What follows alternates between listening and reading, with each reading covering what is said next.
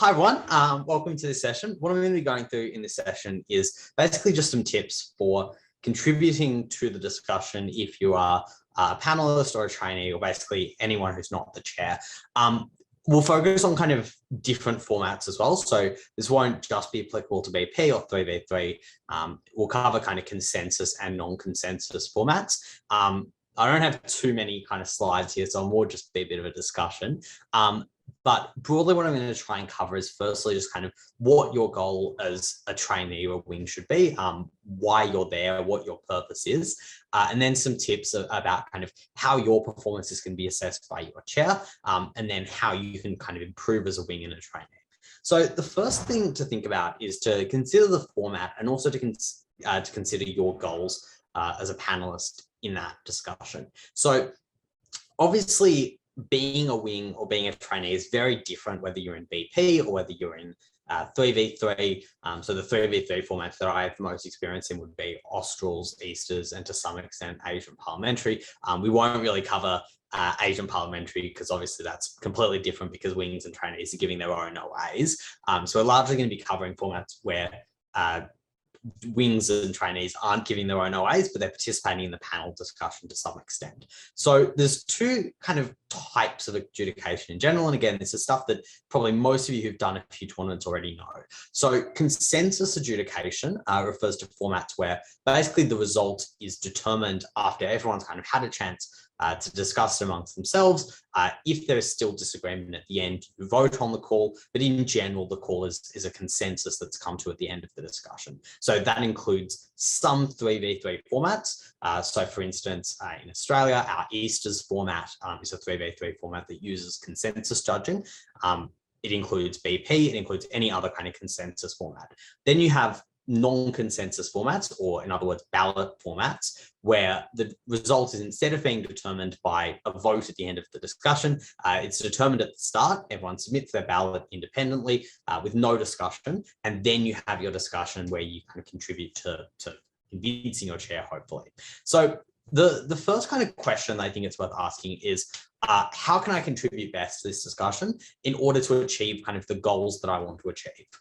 And there's probably two main categories of goals that you have when you're a panelist. I don't think there's really any problem with having, to some extent, kind of self-interested goals. Obviously, like debating is an activity that is to some extent competitive.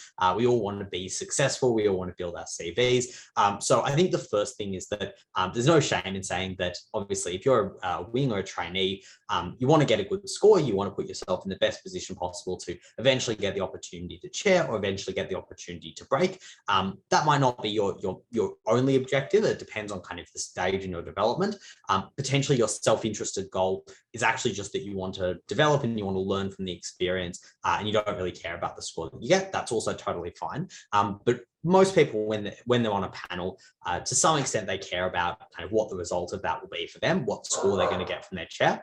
And then you have kind of your more altruistic goals of, obviously, when you're contributing to a consensus discussion, you want to kind of convince the chair, ideally, of what you believe to be the right call. That doesn't mean you're necessarily convincing the chair of your initial call. Obviously, it's a discussion, and at the end of that process, you'll kind of have your view on what the call should be. They'll have their view, but you want to get to a point where you're at the very least able to feel like you're on the same page as your chair. You're understanding their view of the debate. Even if you disagree at the end of that, you can kind of see where they're coming from and you can see where that decision's come down to. So you want to help the chair come to the right decision.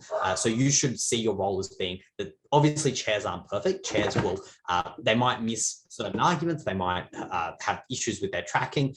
They might also just weigh things incorrectly, or they might not be judging as in the same way you are, or even as well as you are.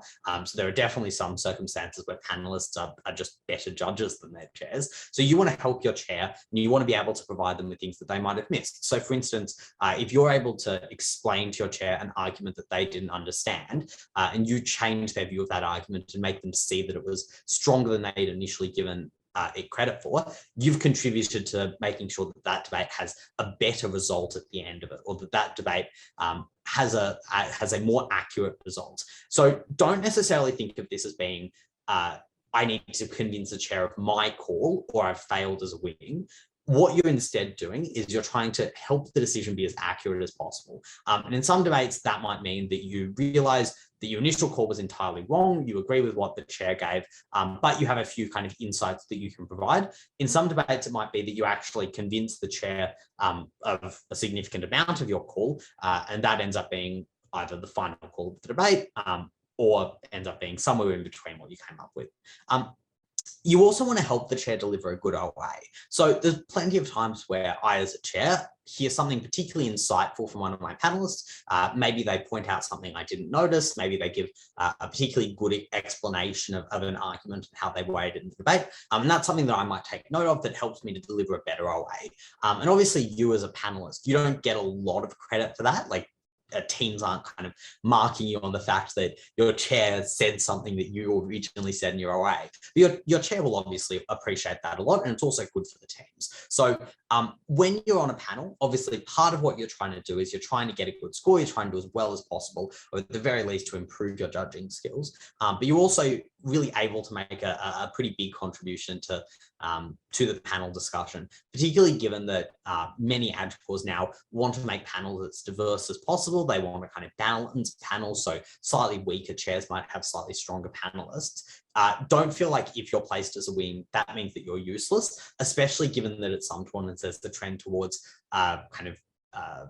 odd-numbered panels where you can't roll your chair. Even if it's just a chair and you're the one panelist, it can be really easy to just kind of switch off and go, well, the advocate clearly thinks nothing of me. I have no purpose here. I'm not going to influence the results. I don't really need to do anything. You really can make a big contribution even in that kind of situation, because you're going to be able to help the chair come to the right call, and you're also going to be able to help them deliver the best OA that they can. Obviously, this is slightly different in forms of ballot adjudication, where you're not able to kind of change your chair's view of the debate, or even if you do, it's not going to influence the results. So let's say in a ballot form of adjudication, let's say you do agree with your chair. Your goal is more just to help them deliver a good OA and to get a good score for yourself and help yourself develop as a judge. So if you have the same call as your chair, or if you have a different call, you can still give them things that will help them deliver their OA. So for example, let's say you disagree with your chair and you give them a particularly kind of compelling justification of why you saw the debate in a way that was different to how they saw the debate. They're likely to give you a good score for that, because they're likely to see, okay, well, that's not how I saw the debate, but I can see where your reasoning came from. And I think that's a reasonable view of the debate, and it shows good judging skills. And that also helps them to deliver a better OA, because if they can understand why someone might give it to the other side and explain why, despite that, they still thought it fell in the way that they thought, you've still made a really big contribution to that discussion, even as a panelist or a trainee who didn't influence the result at all. And the same thing applies regardless of how you split or how you concur with your chair. So the next thing that I want to go over is just kind of what you're assessed on as a judge, or what the main things that go into being a good judge are. And there's kind of, I'm not sure how many people have seen the judge score scale. I'd recommend it. It's a good kind of thing to look up if you have a chance. You can find it in the important info section of a lot of tournaments, or you can probably find it online if you need. But just look up kind of wing/trainee score scale, and that'll give you a sense of what your chairs are scoring you on, and what you need to be doing if you want to get good scores, if you want to be able to contribute well as a panelist as well. So there's three categories, and the first of them is justification. So this is probably kind of the broadest one, and the one that there's kind of the most kind of resources out there to help you to improve on. So I'm not going to spend a huge amount of time on this, because this is just about kind of, did you judge the debate well? My main bits of advice, if you feel like your justifications are either inaccurate, so you feel like you're often getting the wrong result, and once you hear your chair's explanation or you hear their OA, you realize, oh yeah, I definitely had the wrong result initially. If you feel like you're having problems with that kind of accuracy, some things that you can do would firstly just be look up the judge manual. It sounds boring, but have a read through that, because there could be some kind of basic mistakes that you're making in your judging. So for instance, you might not be assessing arguments correctly, you might not be assessing burdens correctly, you might be inserting your own metrics for comparison, etc. looking that up and kind of seeing what the ideal judge looks like. And obviously no one kind of fulfills everything that the world's judging manual tells them they should be, but looking that up and looking at what kind of the perfect judge is supposed to do and what they're supposed to look like, that can be really helpful to helping you improve your justifications, as well as kind of being able to almost justify why those are your justifications. So if you can explain things like, I thought that at the end of their case, opening government had proved this, and I thought opening opposition had proved this. With reference to the judging manual, I therefore think that the fairest way to adjudicate this clash is on the grounds of which team proved their impact to be more important. And I think opening government did that for these 3 reasons. That's something that's likely to be likely to kind of show off your chair a little bit, but also be something that's a much better contribution than just kind of saying, well, I thought opening government was more persuasive.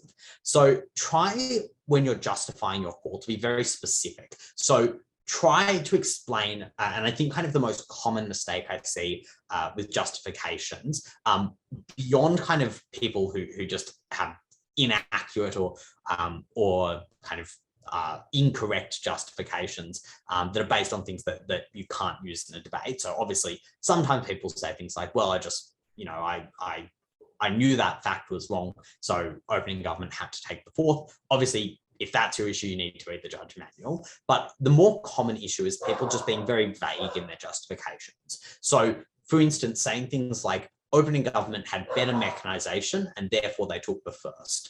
So, and again, I'm speaking in reference to BP here, but same things apply to 3v3 and other formats as well. So those kind of vague statements like opening opposition had a really good principled argument, or opening government had really good mechanisation.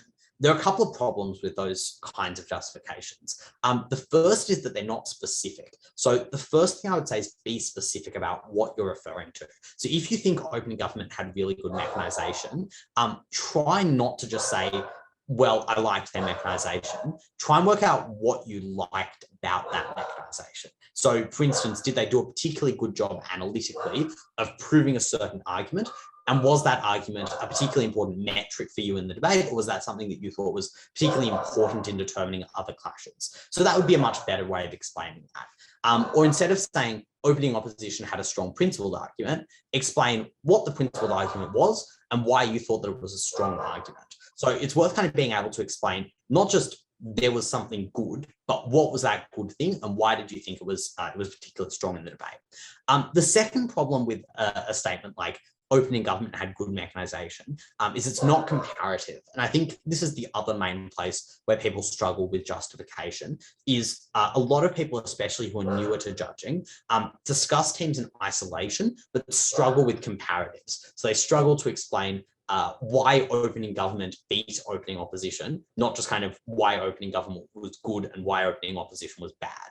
So what can really help with that, and what I've found the most helpful thing for just improving that ability to be comparative, is have a structure for how you will assess a comparison. So for example, the way I like to do it is, this was the opening government case, these were the opening opposition's responses to it, and this is what I think opening government had kind of left standing at the end of their case. So this is like the end point that I think opening government was able to prove.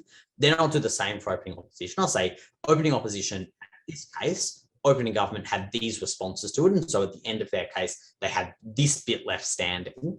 And then be very clear about how you weighed those two things up. So for example, you might say, at the end of their case, opening government proved that this would provide a small benefit to the economy, and opening opposition proved that it would create a very significant harm to the environment.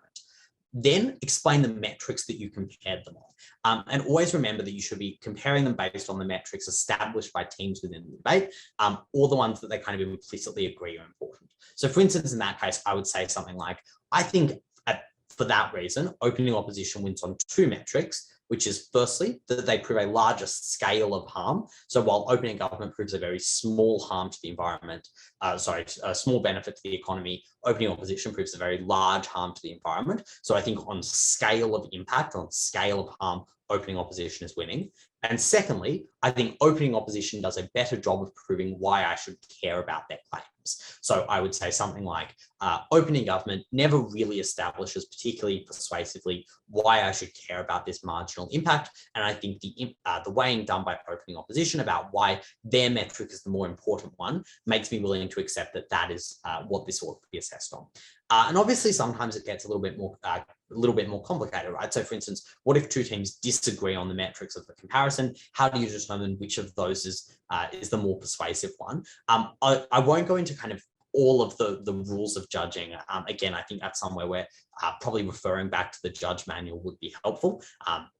Plenty of major ad corps have put together really, really great judge manuals that I promise are super helpful, especially when you're starting out in judging. So have a read of those, read the speaker scales, read the chair score scales. I know it seems really boring, but they are helpful. But those would be my main bits of advice, particularly as a panelist when you're justifying your call, is just be specific and be comparative. The second thing is then comprehension of the debate. So this is the second kind of thing that you're assessed on as a judge, or the thing that theoretically you should be assessed on as a judge, according to the judge score scale. This is basically about how well you understood the debate. And obviously the basics of this are being able to take good notes and being able to refer back to those notes well during discussion. And I think this comes with an ability to prioritize things, right? So this is something that will come with practice, but you want to be able to, at the very least, find a balance that works for you between writing down every word that debaters say, which is useless and also just like is impossible to do in a way that's at all effective, versus writing down nothing except the broad headlines. So you need to be able to strike a balance between getting down everything that is relevant, but not including kind of lots of irrelevant details. Again, it's something that takes a bit of practice, and it's something that there's no kind of easy fix to. A few ways that you can kind of improve at this, if this is something that you're struggling with, is your note taking or your ability to just kind of understand what debaters are trying to prove. Is just think about what is kind of the main core building blocks of their argument. And again, even as a fairly experienced judge, there are times when I really struggle to understand speakers, whether that's because of their structure or whether it's because they're explaining things in a really convoluted way, or whether it's because their speech just kind of, they never tie it back to the motion in a way that's particularly clear. But the way that I get around that, or if there are speeches that I'm genuinely struggling to understand, the way I get around that is just looking at, okay, I'm going to tune out all the kind of noise of things that they're saying for a bit, and just listen to what they're trying to persuade me of, right? So instead of kind of taking notes every second, I'm just going to take a step back. I'm going to listen to kind of what the broad claims they're making are, and I can get from that a sense of what they're trying to prove to me, that I can sort of, at the end of their case, piece back together into, oh, okay, I kind of see what they were getting at now. Because some speakers are just really difficult to follow. They might, do two bits of framing that don't really make any sense in isolation. Then they do an argument, and that makes the framing more important. But then the framing is also repeated again as impacts for argument two. And that just makes it really hard to follow kind of what their case is. So what I would suggest is just kind of have an ability to see the case from a broad angle, right? So not kind of every word of their case, but also not just the broad brush strokes, but what are they trying to say? And then how can you piece that back together into what their case actually was? The other things that are then important with comprehension, once you feel like you're taking good notes, you can understand speakers fairly well, you can understand what their case is. The other thing that comes with comprehension is also being able to understand the way that arguments interact. So things that are included under comprehension also include being able to distinguish subtler kind of parts of arguments. For instance, being able to tell whether two very similar arguments from an opening and a closing team have slight differences in their mechanization, and whether those are actually important or whether they are just kind of a change in the words that are used. And again, that's not kind of a thing that I can give you an easy fix to in terms of always being able to tell whether an argument is identical or distinct. But it's worth, as you're listening, kind of keeping your ears open for, is this in tension with something that I heard earlier? is this derivative from something I heard earlier, or is it basically proving the same claim? Is this interacting in any subtler ways with other material in the debate? Obviously, teams should flag this for you. So they should say things like, this is similar to opening government's argument, but our mechanisms are distinct in these three ways. Or they should say things like, while there may appear to be some tension, our argument still works because of this, this, and this, but often they won't. And you as a judge will have to kind of pick up on those subtler things about their arguments yourself. The last thing then on comprehension is just that kind of, if the thing that you're struggling with is that you feel like you've understood the debate well, but in deliberation, your thoughts just become a mess and you have no idea how to express them, or you feel like you're not conveying your comprehension of the debate to the adjudicator particularly well, I would say a lot of tips that I would give to debaters about structure can also help with this as well. So try and keep your contributions very clear in the way that you present them. So for example, a 4-minute ramble about everything that's said by closing opposition that kind of just goes into a bit of everything and has no clear direction, that's useless for me as a chair. Whereas if you say, I think closing opposition had 2 main extensions. The first one was this. They had 3 mechanisms for this. This is how I assess this, and this is why I didn't think it weighed particularly highly in the debate. Their second contribution was this. They had 2 reasons given for this. The first one was the same as opening oppositions for this reason. The second one I thought was a new contribution, and this is how I credited it. So having signposting within your contributions within deliberation, and being very specific about things like, these were the mechanisms they gave, these were the impacts they gave, etc., is going to help you a lot more than just kind of being asked to justify, for instance, why closing government lost to opening government, and just sounding like you have no idea what you're talking about if you're just kind of going on this long ramble about a bunch of different things, and you're and the person who's listening to you has no idea what you're talking about at the end of it. So that's kind of my main feedback on comprehension. The last thing is then your contribution to discussion. And this is where I think there's a lot of kind of feedback that I could give based on just things that annoy a lot of chairs and annoy me in particular about the way that people approach judging, or the way that people approach deliberations. So the first thing I would say about contributions is a lot of chairs place conciseness at a huge premium. So it can be really, really difficult if you are a chair and you have 2 panelists to get the discussion done, to get through all the comparisons, and to get through speaks within 15 minutes. It's really, really hard. If you are the panelist who is keeping to time, who is discussing things with reference to how important they are, if you are getting through your contributions in a way that's efficient and that doesn't repeat yourself at all, you are going to get massively higher scores from your chairs. So what I would suggest can help you with that is firstly, consider how important the thing that you've been asked to discuss is. So for example, if everyone agrees on the fact that opening government beat closing government, but your chair is going through all the 6 comparisons, they want to kind of briefly just check everyone's on the same page about that, and they ask you to explain, so why do you think opening government beat closing government? You don't need to go on a 5-minute ramble about everything that each team said.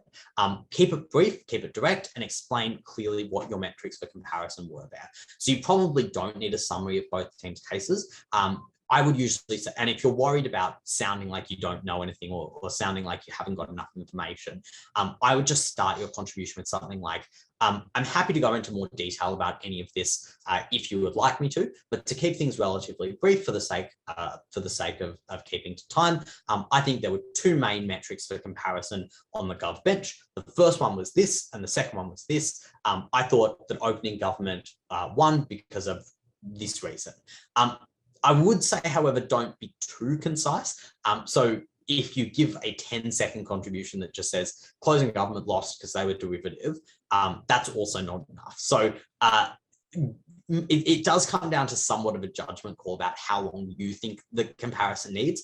And it's worth kind of thinking from the perspective of your chair a little bit. So if it is minute 14 and your chair is looking kind of visibly stressed, they're kind of hurrying you and they want you to get through things quickly, they will really appreciate if you don't take too long.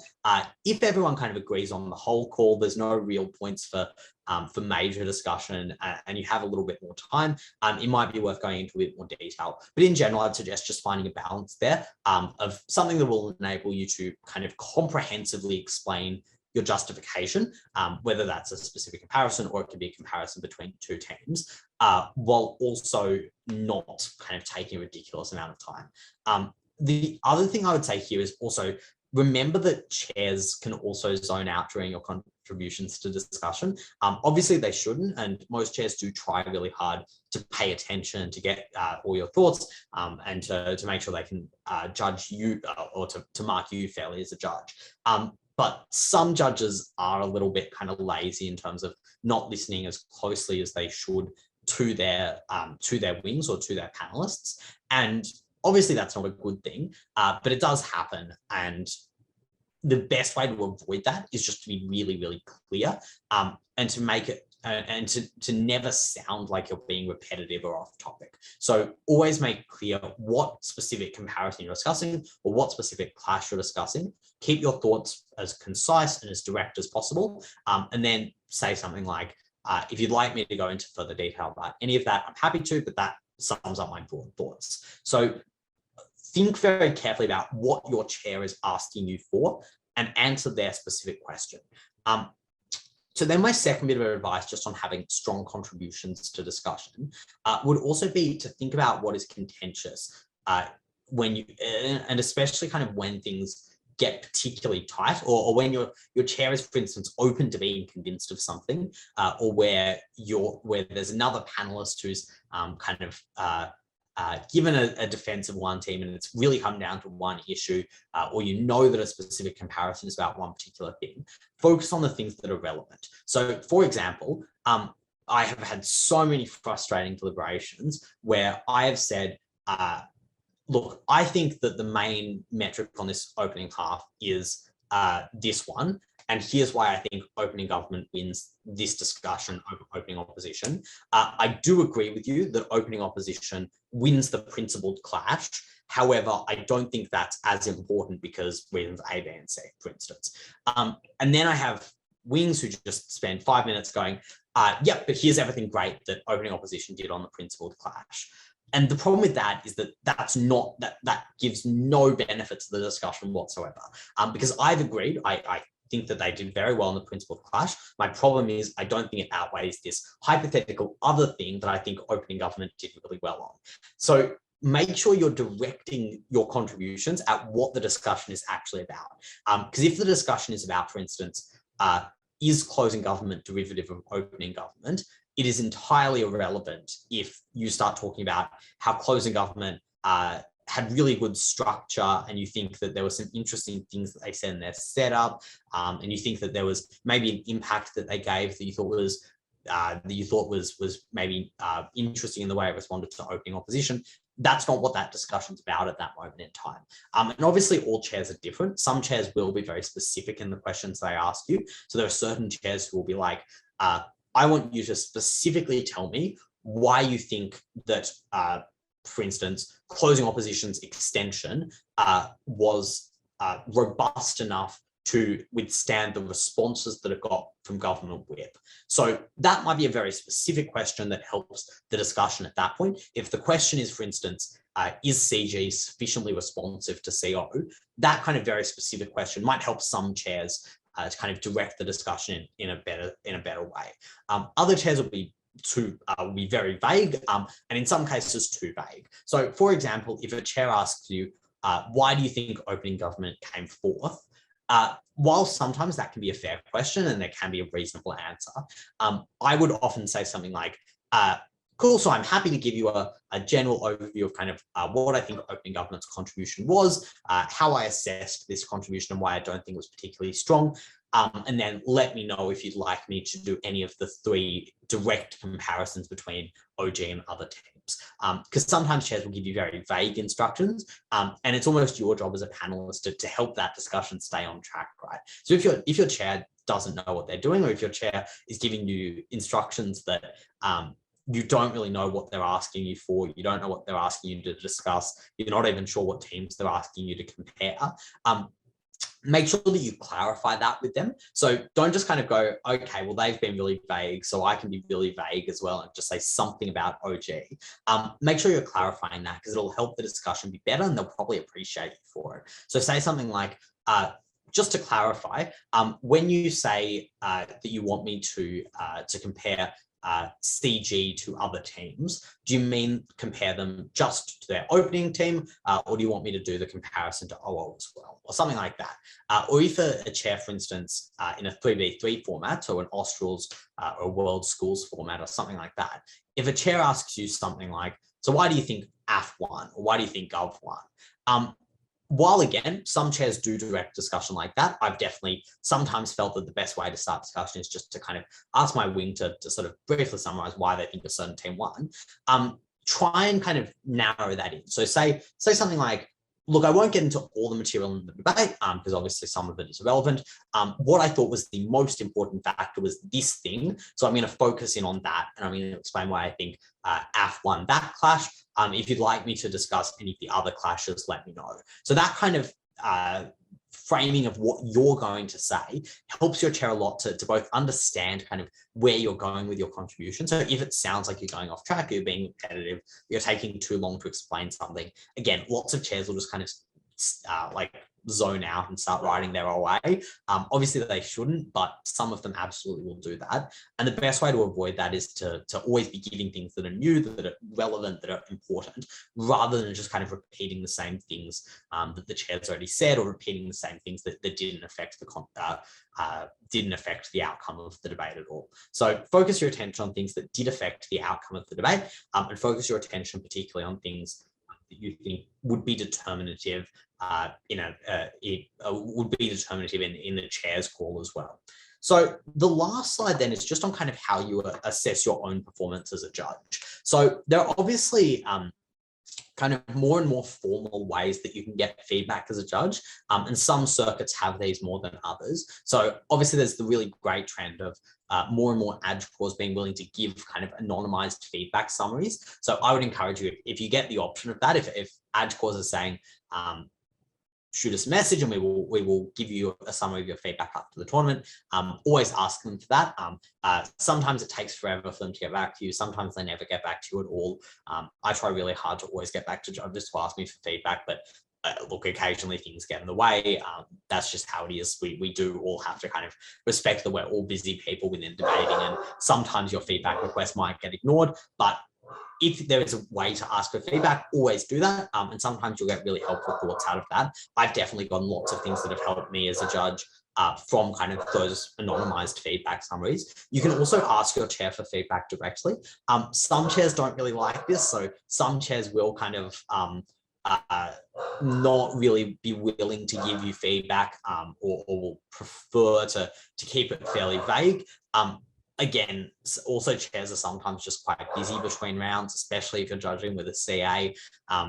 They might give you feedback, they might not. You'll see kind of how your success rate goes. I try to, again, give feedback to all the panelists that I judge with if they ask me for it. But that doesn't mean I always do it. Just like I don't have a 100% success rate with giving feedback to every debater who asks me for feedback. Everyone within debating is kind of doing their best, but if you try asking for feedback from your chair and from the AdCore after the tournament, you'll get at least some feedback back. Like I'd say, you might have a 50% success rate. Sometimes you might not hear anything, but that's how it is, and you'll get at least some useful information from that. The other thing that you can do is also just kind of consider what you found most difficult about judging the debate. So, for example, did you think that you severely undercredited a certain team? So, for example, it might be the case that you gave closing government the 4th and your chair gave them the 1st. And by the end of the discussion, you were persuaded that closing government did get the 1st.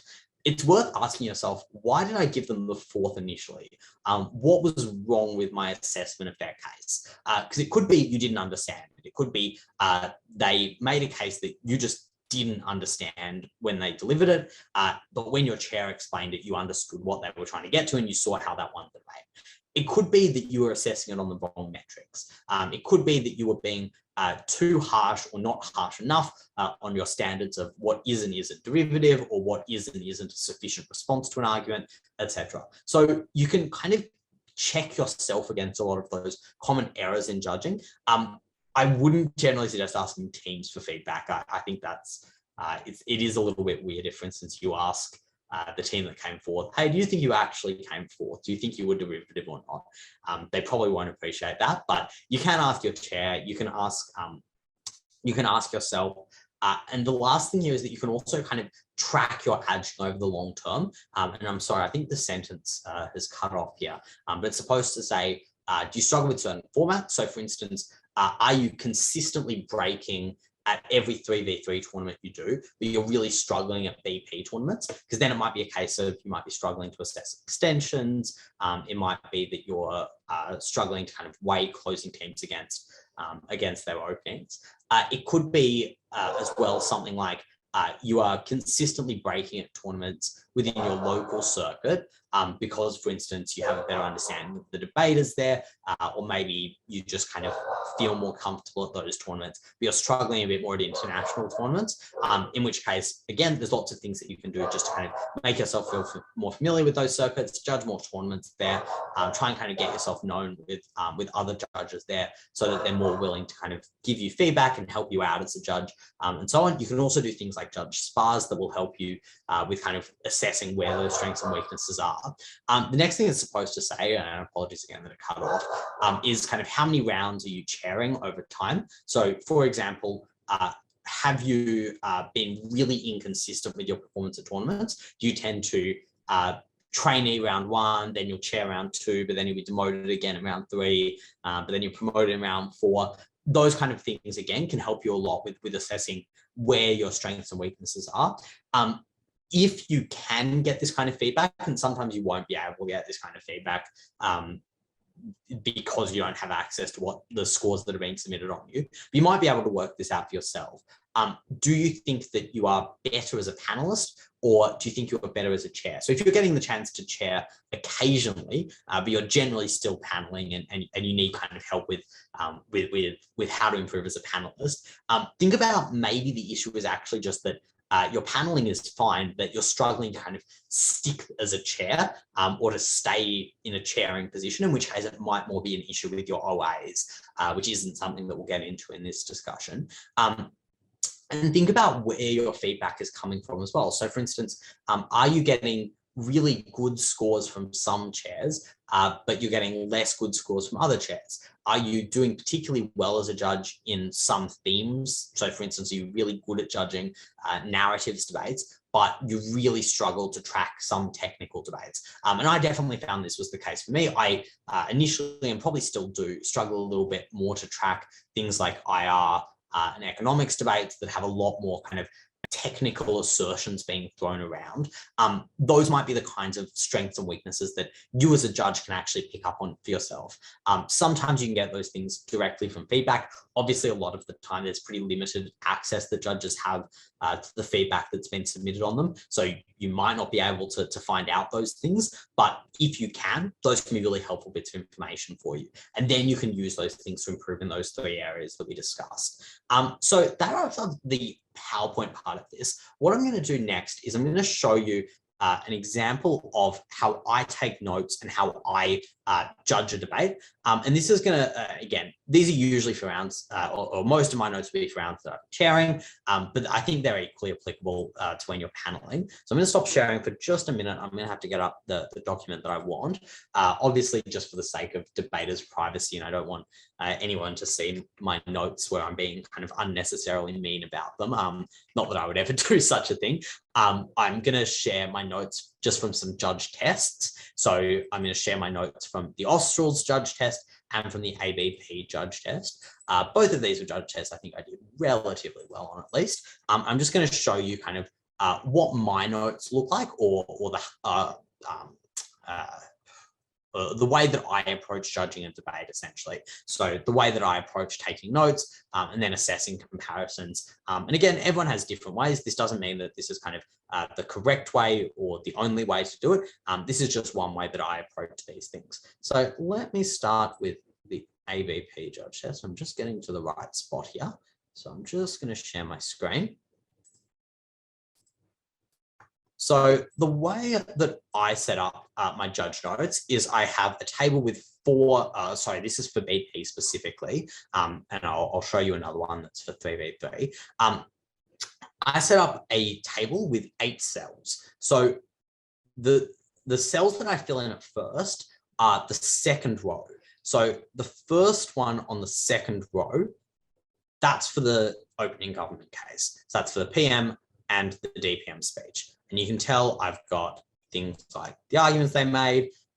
I explained the analysis behind them. Obviously, this is a reasonably high quality debate, which is why I have slightly more notes. Plus, obviously, I didn't have to judge this one live. I could kind of pause the video occasionally. So usually I'd probably write slightly less notes than this, although this is a relatively good indicator of kind of how I generally take notes. But you can see I've got arguments, POIs are indicated there. I also have my comments. So things like, why does a consumer care? So that's just kind of indicating to me, this is an ACTA debate. I'm not sure why this is something I should care about. I can put in comments like, I think this is contingent on something, all of those kind of things. The other thing I do is I put my general vibe on speaks, but obviously I refer back to the speaker scale later on when I'm going through speaks in detail. Same thing applies to the OO case. You can see I've written out the OO case there. And then what I do that I think is a little bit more different from how some people approach judging is I actually write my OA in cells directly above that. So what I do is I start by writing the case. So kind of as I'm tracking the debate or as I'm tracking what OG has said, what I do is I summarize the OG case in a sentence or two. I basically just go, the primary claim is that this is harmful for workers who produce fast fashion, and there are 2 mechanisms for why the comparative is better for workers.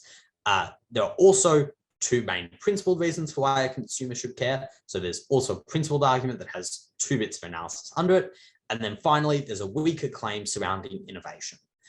Then I write out the OO case. There's 3 pieces of response to OG. So these are the 3 pieces of response. And then this is the argument that they provide. I haven't really got it here, but what I would usually have after, and again, I didn't have it here because obviously I didn't have to deliver an OA verbally, I just had to write an OA. But usually after I've done, this is my summary of the OG case, this is my summary of the responses or the engagement from OO, and the case itself coming from OO, I'd usually put a little bit here on just kind of a summary of then how I weighed them up or how I weighed those 2 teams. And I do the same for the closing teams again, right? So I'd take my notes in the 4th row and then just above that, I'd write general kind of thoughts on the way that they, or general thoughts on how I'd weigh them. So I'd usually write something like, CG extension is A and B. Weighing against OG, I think it loses to OG because of this, this, and this. Weighing against OO, I think it loses because of this, this, and this. And that way I've got kind of my summary of each case set out. So I know, for instance, if I'm asked, what did you think our arguments were? If I was a panelist, if I was asked, can you give me a summary of the CG extension? I have a summary of that extension as well as how I weighed that extension. And I also have my notes on every comparison. So I can say, for instance, here I have why I think CO placed over OO. So that's how I approach BP. I'll also share an example of my 3v3 judging notes. Apologies, I don't seem to be able to find my Australs judge test. I thought I had it up. Give me 1 second, I'll get the one that I'm thinking of. Again, I don't want to share my notes from any real tournament just because I don't want to offend anyone with the notes that I took, but I'll share an example of my notes from a SPA that I judged. So you can see here, again, I do something fairly similar. I take general notes on what the teams are arguing. So setup, argument 1, productivity, argument 2, good for the economy. Here, because it's a SPA, and because I knew that they cared much more about feedback than about the right result, I've got a section here about just some general bits of feedback. I've also got setup, arguments about private superannuation. Again, you don't really need to know what the topic was, and arguments about competition. So you can see I take my notes like this, and then this is how I kind of write my OA. So that's broadly how I take notes on a debate. Again, those aren't probably the best examples, but I can't show you the best examples because I don't want to show anything from a specific tournament with speakers who are still active in debating. But hopefully that kind of gives you an idea of how I at least approach being able to contribute well to discussions. And I think those are things that would be particularly useful as panelists or as trainees. If you're able to take your notes in a way that means you don't just kind of have broad summaries of every team's case, but you have your notes on the team's case, and then above that or in a separate section, I know one way that I used to do it was I had a separate physical sheet of paper. I would draw a cross down the middle like that, and I would basically write my OA on that sheet. So I would have a kind of summary of the team's case in the sense of point 1 is this, point 2 is this, OO responses of this, point 1 is this, point 2 is this. Then I kind of have things like arrows pointing out this argument beats this one, this argument's contingent on this one. And that's kind of my summary of the team's case. Whereas I'd have a separate document where I take my detailed notes, which is where I put things like what are the POIs that are asked, what's the specific mechanisms they give, etc. Because those things are also relevant, but you need to have a way to kind of digest information or have information available to you that doesn't depend on you being able to read through a massive document worth of information. So that largely covers what I wanted to cover in this session. I'll open up for questions